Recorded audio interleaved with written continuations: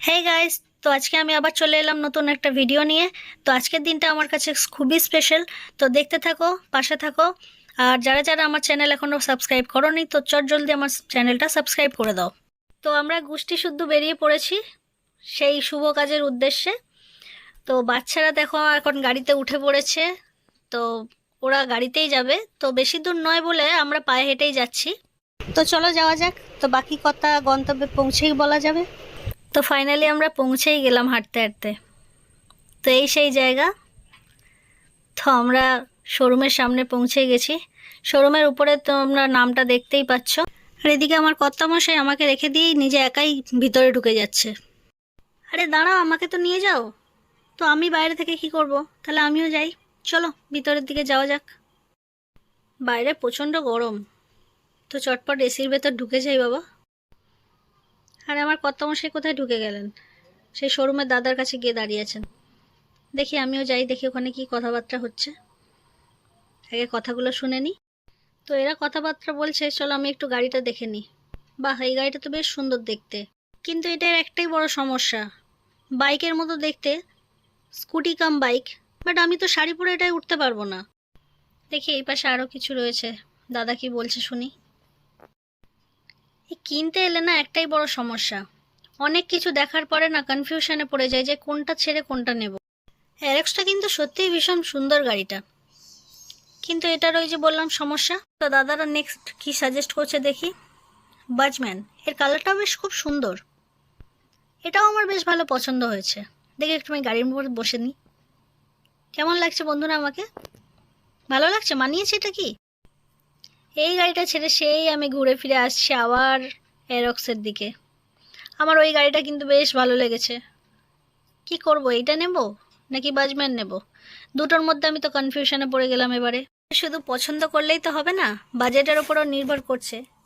আগে পকেট গরম থাকতে হবে, তারপরে তো সব কিছু না। তো যে সে যাই হোক, আমি আগে একটু চড়ে তো নিই। আরে ভাই আমার একটা ফটো তুলে নে, আমি স্টোরি দেব। তো দেখো, বললাম না প্রথমে যে এই গাড়িটা নামা ওঠার সমস্যা আছে। শাড়ি পরলে নামা ওঠার জন্য খুব প্রবলেম হবে কিন্তু পরে।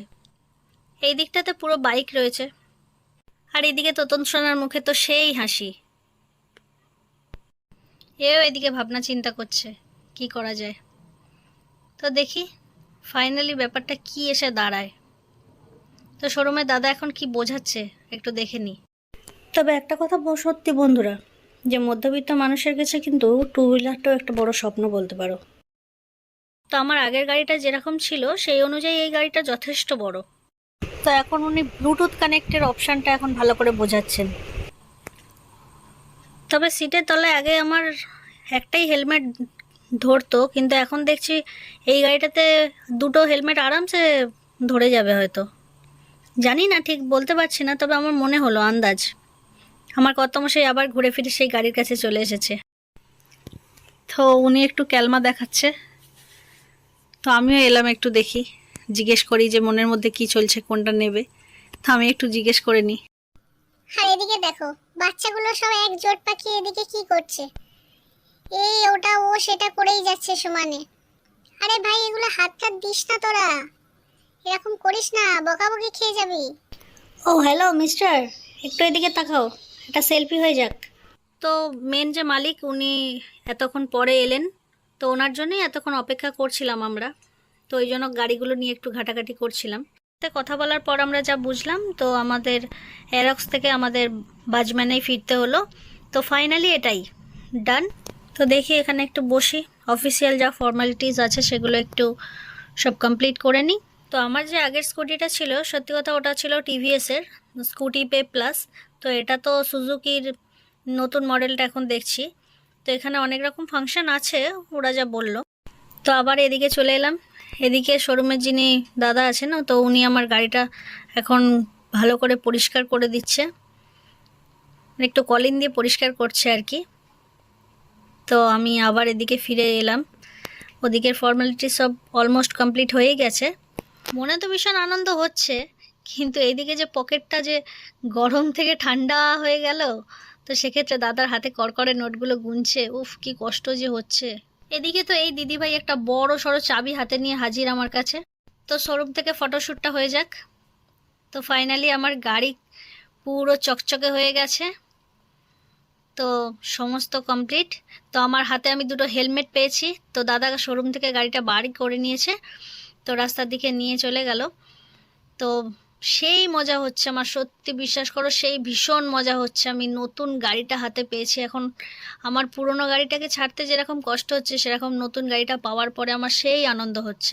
সোজা বাড়ি চলে এলাম গাড়ি চালিয়ে। তো এত রাতে তো আর পুজো দেওয়া হয়নি। তো পরের দিন সকালবেলা আমরা মন্দিরে গিয়েছিলাম, তো গিয়ে গাড়ির পুজোটা করিয়ে নিলাম। তো ঠাকুরমশাই এখন গাড়ির মধ্যে ওং স্বস্তিক যা করার উনি ওগুলো করছেন। তো মন্দিরে আমাদের পুজো দেওয়া হয়ে গেছে, কারণ মন্দিরের ভিতরে যখন পুজো দিচ্ছিলাম সেই ফটোটা আমার তোলা হয়নি। তো আমাদের মন্দিরে পুজো দেওয়া হয়ে গেছে। তো তারপরে ঠাকুরমশাই মন্দির থেকে বেরিয়ে তো আমাদের গাড়িটা রাস্তার কাছে এসে তো গাড়ির পুজোটা করাচ্ছেন। তো উনি পুজোটা কমপ্লিট করে নিক সেই মুহূর্তে, তো আমরা একটু দাঁড়িয়ে থাকি ততক্ষণ। তো উনি পুজোটা করে নিক। তো আমি আবারও বলছি, তো আমার চ্যানেলটা একটু দয়া করে সাবস্ক্রাইব করে দিও আর আমার পাশে থাকো। আমি নেক্সট টাইম আরও ভালো ভালো ভিডিও দেওয়ার চেষ্টা করব। আর আমার ইনস্টাগ্রাম আইডি KDS28, তো প্লিজ ওটাকে একটু ফলো করে দিও। তো ব্লগটা কেমন লাগলো একটু সবাই জানাও প্লিজ। প্লিজ আমার পাশে থাকো। আমি নতুন পেজ ওপেন করেছি যেহেতু, তো আমার ব্লগ সম্পর্কে খুব বেশি নলেজ নেই, তো যতটা পারলাম চেষ্টা করলাম। তো তোমরা পাশে থাকো আর আমি আশা করি নেক্সট আরও কোনো ভিডিও, নতুন নতুন ভিডিও আনার চেষ্টা করব। তো যদি কোনো ভুল হয় তাহলে তোমরা প্লিজ কমেন্ট করে জানাও। তো তোমরা আমাদের সামনের কালী মন্দিরে মা কালীর দর্শন করে নাও।